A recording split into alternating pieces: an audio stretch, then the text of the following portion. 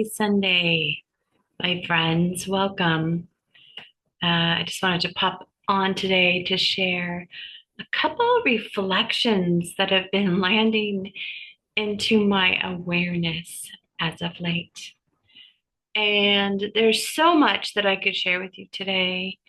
Um, just focusing on what's happening astrologically. There's so much. It's like a grand show happening in the sky. But alas, I cannot. Um, I would probably be here for 2 hours, and I'm not going to do that. So I'm just going to share with you some highlights about the energies, how they've been showing up in my life as an individualized expression of a collective experience, with the hopes that it might shed some light, some insight on your own experience and what you're moving through at this time. Uh, so many people that I connect with and talk to are going through it in one way or the next. It feels, and maybe you can relate. If so, let me know in the comments. Personally, I can tell you, I feel like I'm being squeezed into a certain pathway, and it's very uncomfortable. Um, but I guess that's what is required. It seems like there's like an acceleration of shedding as we are about to exit the year of the snake. I don't know about you, but I've shedded so many layers of survival imprints of my personality. It can be disconcerting. And I also know a lot of people are having physical symptoms. It's manifesting through the physical body as these things are released. And that can be very disconcerting. And I know people's sleep is being affected. Their um, their digestion, their diet, um, and all of the cycles of our life uh, are being um, are being touched, let's say. So we are riding through the energy, riding through the wave of the full moon that happened on December the 4th. It was a full moon in Gemini at 13 degrees. And for those of you that follow the Sabian symbols, 13 degrees Gemini. First of all, let's just say Gemini, if you did not know, or you need a reminder that Gemini rules the third house of communication and neighborhood, and um, is ruled by Mercury, the planet of communication and modes of communication, and our environment, our like everyday environment, our neighborhoods, our siblings, and those around us that are in our everyday routine, let's say. And this can include the imprints in our nervous system that shape the way that we communicate. And so that's like the place closest to home is like our internal mechanisms. So uh, when we have this highlighted by the full moon, it's not just how our mouth speaks, but how our bodies speak. And this includes the way our intuition might whisper to us, our telepathic abilities to communicate with others without words, and the way messages are sent biochemically through our body, through sensations and sensory processing information. And 13, back to the symbol, the Sabian symbol 13, depending on who you resource, is represented by the piano, a piano player, a master piano player. And so this energy has to do with mastering um, a skill, the skill of performance, let's say. But you might know that in your life, I know for myself that at times where I have completed something, created a accomplishment out in the world, a degree, a certification, um, a huge accomplishment of some type. There's the initial burst of satisfaction and sense of um, like pride in what we have done. And then there's always the like settling, like, now what? Because it's not um, these these sorts of ways of being in the world are really wonderful, but they don't determine our value, let's say, like our inherent value. And so um, if we don't know that, right, we keep trying to accomplish things into feeling like we matter, that we're valuable, when in actuality, um, it's just life saying, "Oh, you already have it. There's nothing you can do to gain it. It's innate in you. You were born with it." And so that's 13 degrees of Gemini, full moon, shining the light on those ego constructs that can distract us from our true value. And then opposition, every time we have a full moon, we have its opposite sign, and the sun is in Sagittarius at 13 degrees also. And interestingly enough, 13 degrees of Sagittarius, the Sabian symbol, is a new light. A widow shines new light on something that's hidden. And Sagittarius, you might know, rules the ninth house of higher education, higher knowing, wisdom, how we know the truth with a capital T, and it's philosophy, it's wisdom traditions. And at 13 degrees, with this widow shining the light on what's been hidden. And it's only through her losing, right? A widow has lost a spouse. It's only through losing part of herself, as a metaphor, that she's able to see something that was not available to her before. And so Sagittarius shines the light on higher knowing that happens when we let go of a certain aspect of ourselves. And for me personally, you can tell me how this is happening for you, but it's been very specific, a very specific direction. It's like life is saying, no, you can't go to the left and you can't go to the right. You must go through this passage at this time, at this moment. And the doorway is my body. And I don't think this is unique to me. This is a collective, uh, I like to say invitation because we don't have to accept it, but it's right now, life is showing me it's the only way through to the next step in my evolution. And if I continue to ignore it, there will be real and severe consequences.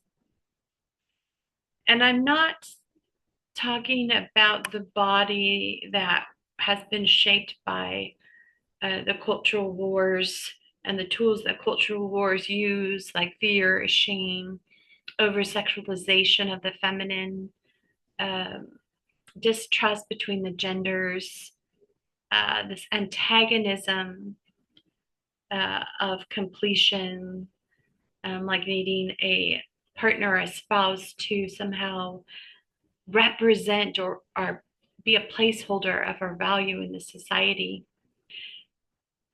It's not the body that's given as a problem that's diseased, or it has to be solved, or it has to be fixed. It's the body as an expression of higher knowing through the self that only we humans get to experience as the non-physical spirit landing into a physical body. And this is a type of knowing or gnosis that I'm personally being asked to revel in, and understanding or being shown by the grace of Creator that this is the wisdom that is always ever present, but we can't hear it and we can't see it until we're ready. And it is the fuel behind all of creation. And this is different than the constructs of knowledge that we've been given, that we have to go out into the world and learn about it, to gather books and lessons. And, I was a teacher for many years.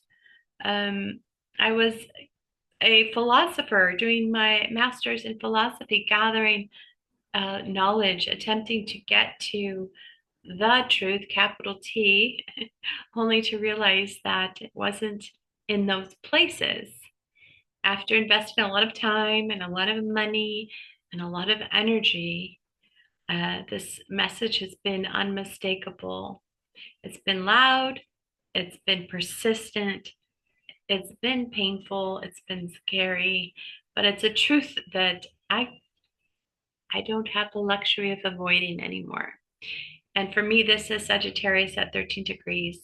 It's lifting the veil on the whole hidden history of my being in the body that I had to turn down, I had to turn off, I had to ignore, I had to override in order to exist in this outer world of knowledge that had the authority, that had the privilege of my attention, because I was told that's where it's at, it's outside of you.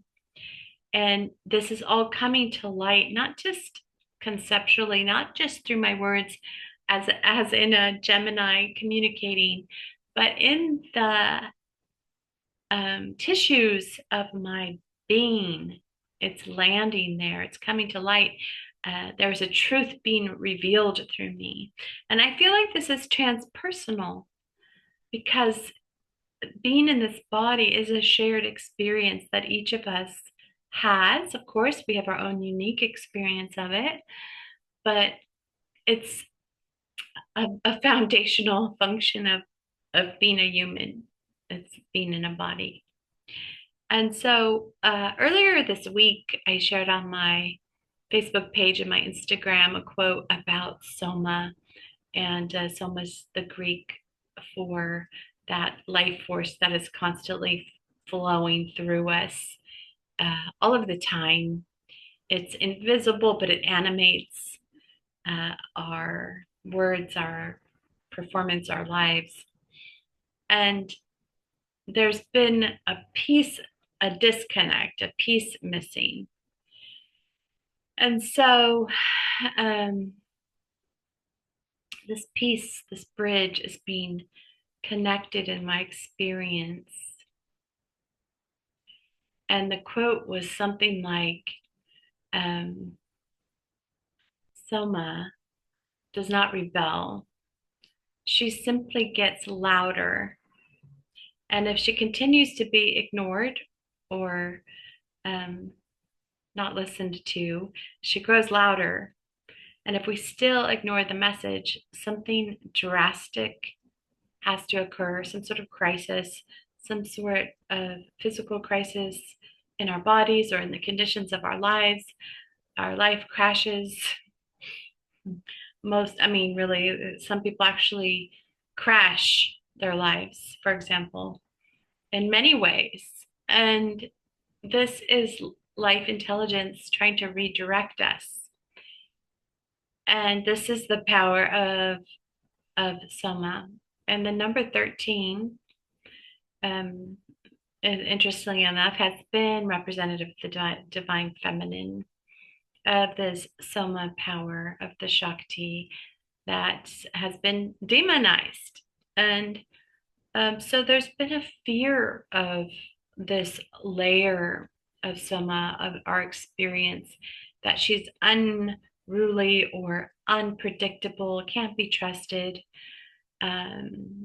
It's actually what has given a portrait of women as hysterical or unhinged or having to shout to be heard, being dismissed, devalued, uh, that type of inner knowing, that intuition that is so powerful in women because we are personally attached to the threshold of the infinite through our womb, through that place of creation in a way that men aren't. So, this has been a profound wake up call, a summons back into my own embodiment in a way that I was not allowed to be. Um, and I was communicated this message in many different ways by the people around me to tone it down, to disconnect, turn off, and that was normal. But it's like a reclamation is being called for right now of this energy in my body. Back to my own inner authority, back to my own living intelligence in my breath, beneath my thought. That is the aliveness that is going to take me through this next phase of my life. And it's not the one that I was raised in. It's not the one that was built around logic and structure. And it's,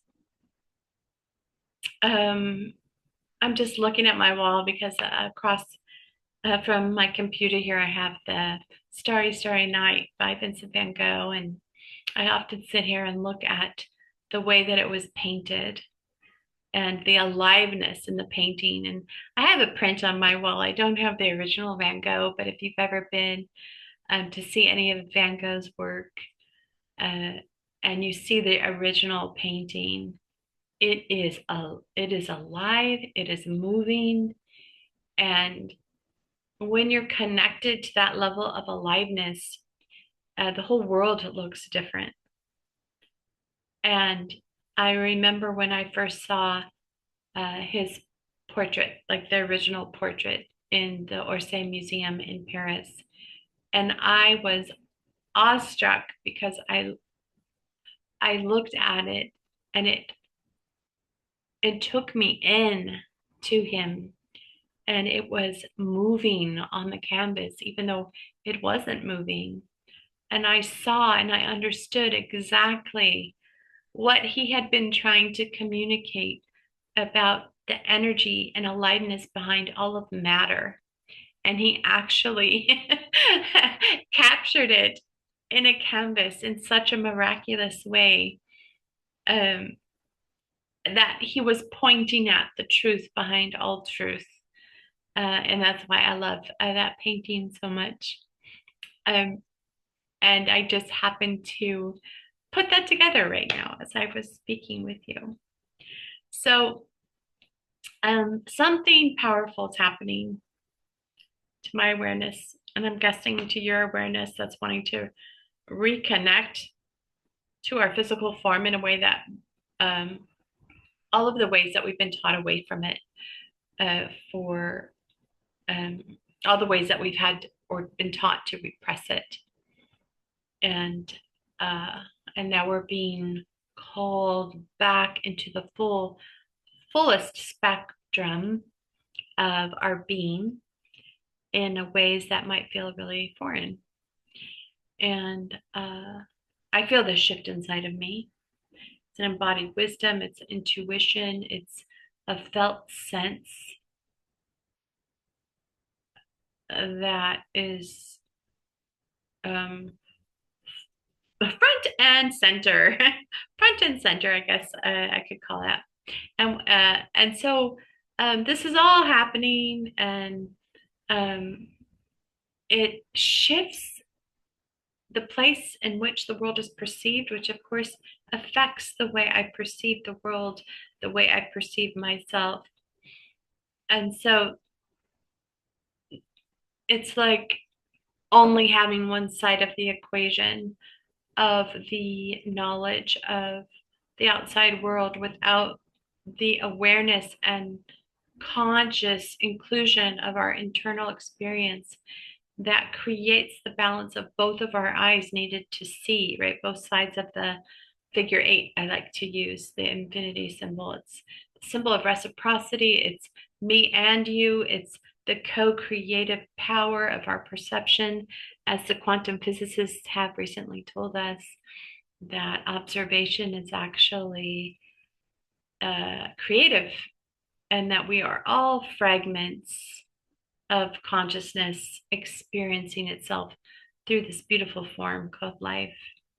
And as we step into December and prepare, right, for this transition, I don't know about you, but I just feel like I'm holding the reins of this team of horses, and we're stepping into the year of the horse, and those horses are just getting ready to go. And I feel pretty soon that I'm going to have to let go of the reins, and the horses are just going to go off into the races. And after all of this releasing of all of these layers that have been being shed, and all of the emotion and physiology behind those layers.